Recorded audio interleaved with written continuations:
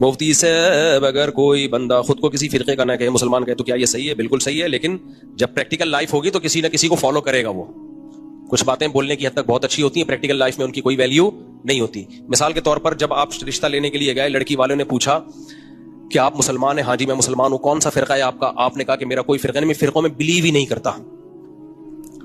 تو کہیں گے بیٹا پھر آپ یہ بتاؤ کہ آپ نماز پڑھنے کے لیے امام بارگاہ میں جاتے ہو یا مسجد میں جاتے ہو؟ انکل میں مسجد میں جاتا ہوں. تو بیٹا اس کا مطلب سنی ہو نا پھر آپ.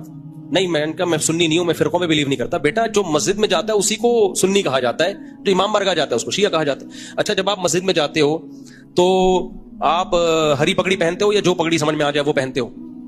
میلاد مناتے ہو؟ 12 ربیع الاول پہ لائٹیں لگاتے ہو یا نہیں لگاتے؟ انکل میں لائٹیں وائٹیں نہیں لگاتا اور میں یہ چیزیں نہیں کرتا.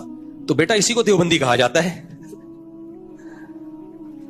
نہیں انکل میرا کوئی فرقہ نہیں ہے. تو بیٹا تم نے اپنا بھی ٹائم ویسٹ کر رہے ہو، ہمارا بھی ٹائم ویسٹ کر رہے ہو. ان شارٹ شروع میں کہہ دیتے میں دیوبندی ہوں تو ہم سمجھ جاتے کیا کیا کرتے ہو کیا کیا نہیں کرتے.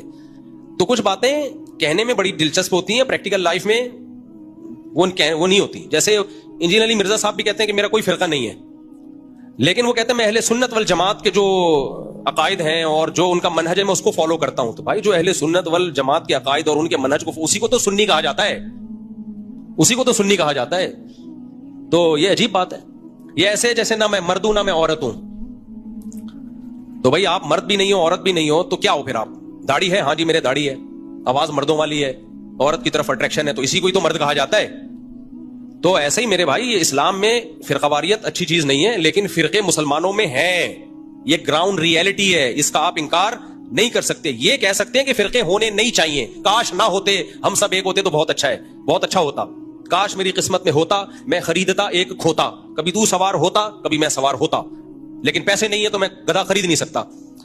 تو کاش یہ فرقے نہ ہوتے، سارے مسلمان ایک ہوتے، حج بھی سب کا، کعبہ بھی ایک، قرآن بھی ایک، نبی بھی ایک.